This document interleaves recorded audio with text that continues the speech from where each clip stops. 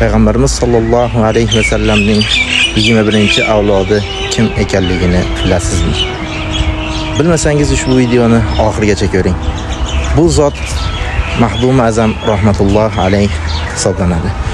Bu zot hozirgi Namangan viloyatining Koson shahrida tavallud topganlar. İlk ilmlarini hozirgi Kosonda tahsil olganlar.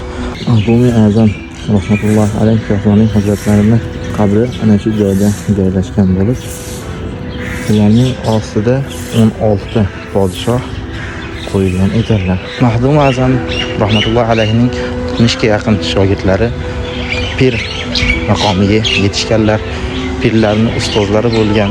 Ba'zi bir rivoyatlarga qaraganda Mahdum Azam rahmatulloh alayh Kosoniy hazratlari sunnat namozlarini, ya'ni bombob namozining sunnatini mana shu joyda o'qiganlar va 2 rakat farzini Makka va Mukarramada o'qiganlar deb rivoyat qilinadi. Ushbu videoni yaqinlaringizga yuborib qo'ying, sahifamizga obuna bo'ling. Bundan ham yaxshiroq ma'lumotlar ulashishga harakat qilamiz.